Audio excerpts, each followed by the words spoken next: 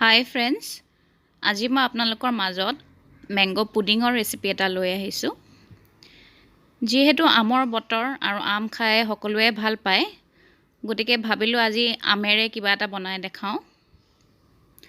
গতিকে দেৰি নকৰি আহকচোন চাওঁ কিদৰে বনাব পাৰি এই মেংগো পুডিঙৰ ৰেচিপিটো।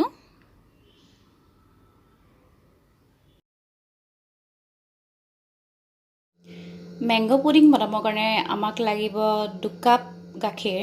এইটো মিডিয়াম সাইজৰ চাহ খোৱা কাপৰে মই 2 কাপ গাখীৰ লৈছোঁ। কাষ্টাৰ্ড পাউডাৰ 2 টেবল স্পুন, ডাঙৰ চাহ খোৱা চামুচেৰে 2 চামুচ, আৰু 5 টেবল স্পুন মই লৈছোঁ চেনি। কাষ্টাৰ্ড মই ভেনিলা ফ্লেভাৰটো ইউজ কৰিছোঁ। আপোনালোকে পাৰিলে সেইটোৱে ইউজ কৰিব।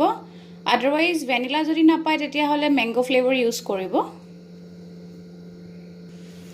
আৰু লগতে লৈছোঁ কাটি থোৱা এটা আম। এই আমটো মই সৰু সৰুকৈ কাটি লৈছোঁ।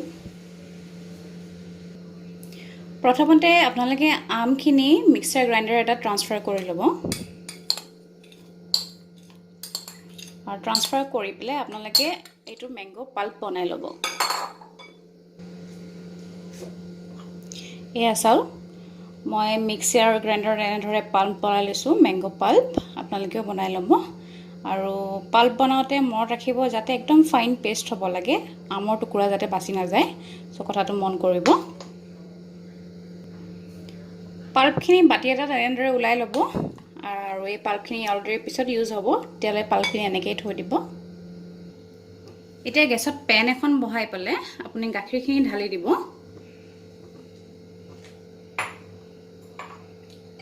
আৰু লগতে আমি 5 চামুচ চেনি লৈছিলোঁ, সেইখিনিও ঢালি দিব। আৰু এটা বইল অহালৈকে আপুনি গাখীৰখিনি এনেকৈ হাই ফ্লেমতে ৰাখিব।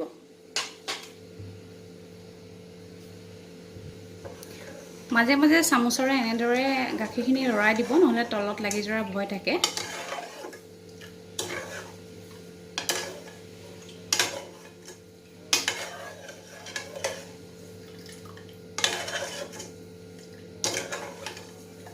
অকণমান লৰাই থাকিলে ভাল, চেনিখিনিও ভালকৈ গলি যায়।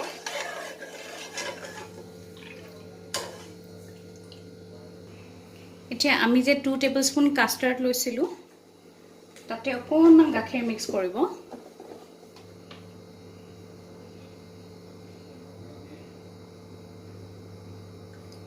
প্ৰায় 2-3 টেবল স্পুন মানে হ'ব। আৰু কাষ্টাৰ্ড পাউডাৰখিনি ভালকৈ মিক্স কৰি ল'ব, যাতে গোটা গোটা তলফালে থাকি নাযায়, সেইটো মন কৰিব। গাখীৰখিনি প্ৰায় উতল এটা আহিছে। এতিয়া মই কাষ্টাৰ্ড পাউডাৰখিনি, যোনখিনি মই গাখীৰৰ লগত মিলাই লৈছিলোঁ, সেইখিনি মই আস্তে আস্তে তাতে ঢালি দিম। আৰু মন কৰিব এইখিনিতে মই গেছটো একেবাৰে শ্ল' কৰি লৈছোঁ। চিমত দি ল'ব গেছটো। আৰু এনেদৰে আস্তে আস্তে কাষ্টাৰ্ডখিনি মিক্স কৰিব।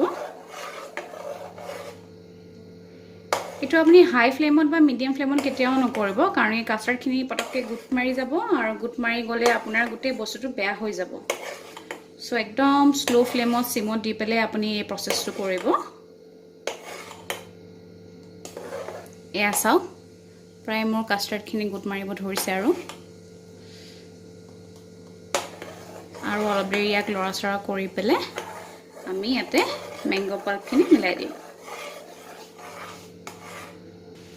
এয়া চাওক, কাষ্টাৰ্ডখিনি প্ৰায় মোৰ গাঢ়া হৈ গৈছে। কনচিষ্টেঞ্চিটো দেখিছেনে? প্ৰায় থুপথুপীয়া হৈ গৈছে। আপুনি ইমানখিনিলৈকে তাক কুক কৰিব, তাতকৈ বেছি কৰিব নালাগে। এতিয়া আমি মেংগো পাল্পখিনি কাষ্টাৰ্ডটোৰ লগত মিলাই দিম। গেছটো মই শ্ল'য়ে ৰাখিছোঁ, হাইত দিয়া নাই। আপোনালোকেও যাতে বস্তুটো ৰেচিপিটো ৰান্ধোতে এই কথাটো মনত ৰাখিব। গাখীৰত মই এতিয়া মেংগো পাল্পখিনি মিলাই দিম।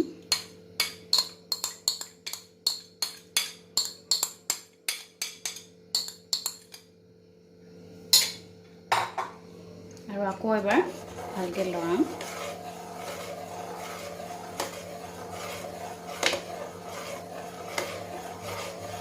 আপুনি এইখিনিতে মিঠাটো চেক কৰি ল'ব কেতিয়াবা কি হয় আমটো টেঙা থাকিলে মিঠাৰ আৰু অলপমান দৰকাৰ পৰিব পাৰে মই যিমান পৰিমাণ কৈছোঁ তাতকৈ অলপ বেছি আৰু যদি আপোনাৰ আমটো মিঠা তেতিয়াতো 5 চামুচ দি হৈ যাব লাগে তথাপিও এবাৰ টেষ্ট কৰি চাব এইটো সময়তে যদি দৰকাৰ পৰে আৰু অলপমান চেনি দি দিব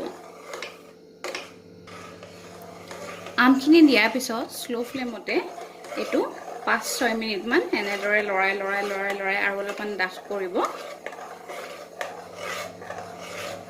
এই মেংগো পুডিংটো গৰমৰ দিনত খাবলৈ বিৰাট ভাল হয় বিৰাট ৰিফ্ৰেছিং আৰু বিৰাট টেষ্টিও লাগে প্ৰায় মোৰ 3 মিনিটমান হ'ল আৰু বস্তুখিনি দেখিছেনে কাষ্টাৰ্ডটো প্ৰায় ঠিক হৈ গৈছে আমি ইয়াক আৰু অলপমান ডাঠ হ'লে লৰাই থাকিম এনেদৰে আমাৰ 5 মিনিট ঠিক হৈ গ'ল আৰু কনসিস্টেন্সিটো চাওক একদম গাঢ়া হৈ গৈছে আমাক অকমান গাঢ়া কনসিস্টেন্সিয়ে লাগে কাৰণ কি আমি বিচাৰো যে আমি যেতিয়া এটো বাটিত ৰাখিম তেতিয়া অলৰেডি থোৱাৰ পিছত যাতে বস্তুটো অকমান ডাঠ হৈ যায় অকমান থিক টাইপ হয় যেনে ধৰণৰ আপোনাৰ নৰমালি পুডিং থাকে তেনেকুৱা ধৰণৰ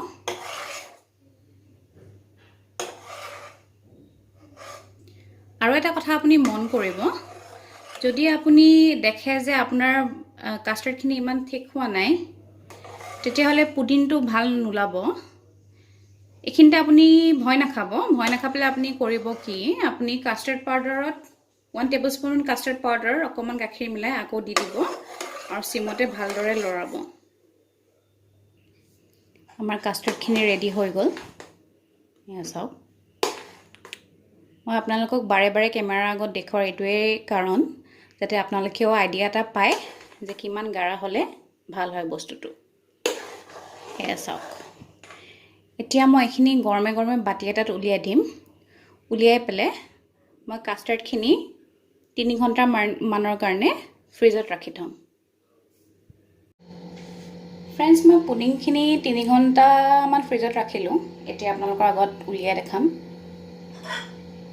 মই এনেকুৱা প্লেট এখন লৈছো প্লেটখন বাটিটোৰ মুখখন এনেকৈ দি পেলাই ঢাকি লওঁ তাৰ পিছত আশ্ৰেকে উলটিয়াই দিম এনেকৈ অলপৰি থাকিব দিম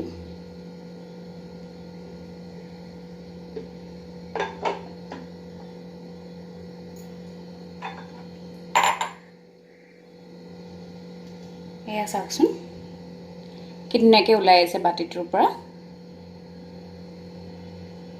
এতিয়া এই পুডিংখিনি আমি গাৰ্নিশ কৰি দিম অলপ মই ইয়াতে কাটি থোৱা আম লৈছো আৰু পদিনাৰ পাত দুখিলামান এনে দেখা ধুনিয়া কৰিবৰ কাৰণে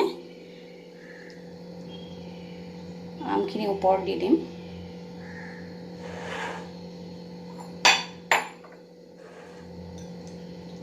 আৰু সাইডে অলপ দি দিম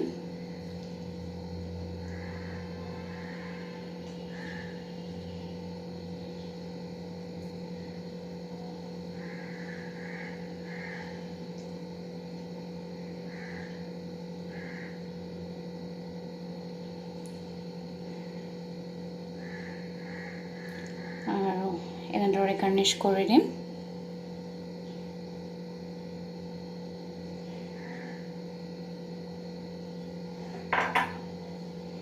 এয়া চাওক আপোনালোকৰ নিজৰ ইচ্ছা মতে গাৰ্নিশ কৰিব পাৰে মই এনেকৈ আপোনাক জাস্ট আইডিয়া এটা দিবলৈ কৰি দেখালো বনাই চাব খাবলৈ খুব টেষ্টি হয় সৰু ল'ৰা-ছোৱালী বেছি ভাল পায় এই ৰেচিপিটো খাই বনাই চাবচোন নিজেও খাব নিজৰ ঘৰৰ মানুহকো দিব আৰু ফ্ৰেন্ডছ ৰেচিপিটো যদি চাই ভাল পালে তেনেহলে মোৰ চেনেলটো লাইক কৰিব সাবস্ক্ৰাইব কৰিব আৰু আগলৈ শ্বেয়াৰ কৰি দিব